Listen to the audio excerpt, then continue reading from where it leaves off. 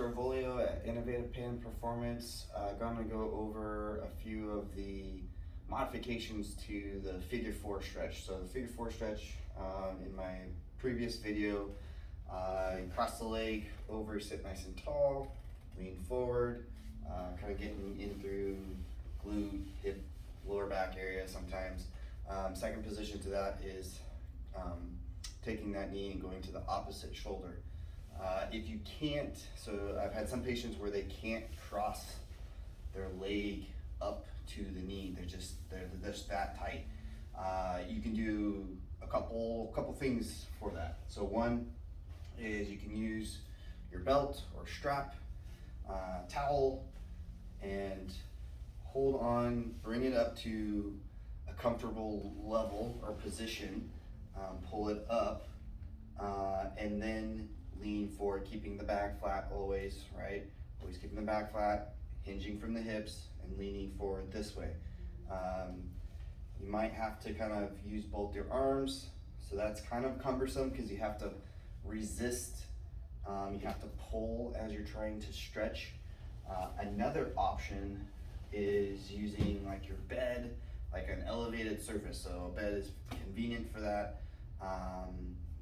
Maybe if you have like a higher coffee table, or maybe a chair potentially, but we'll pretend this is the bed.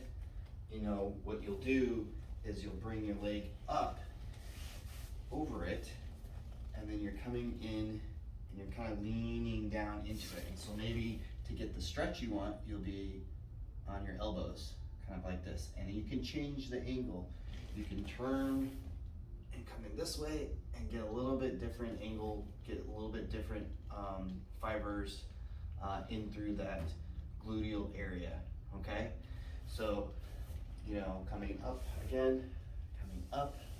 And this is also known, if you do it on the floor, is the pigeon pose. So this also can be done on the ground. But again, for patients that have a tough time getting on the floor and getting off the floor, using an elevated surface like a bed can be helpful to do that stretch if you can't do the Fig4 in the seated position.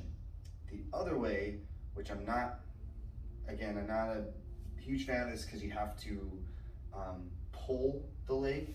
You can do the stretch on your back, cross the leg, and then you pull here, push here to get that stretch in. So my preference is the Fig4. If that doesn't work, then I go to the pigeon. If that doesn't work, then I go, pigeon on the floor. Then if that doesn't work, I go to the pigeon on an elevated surface. And so those are my personal preferred means of stretching that area.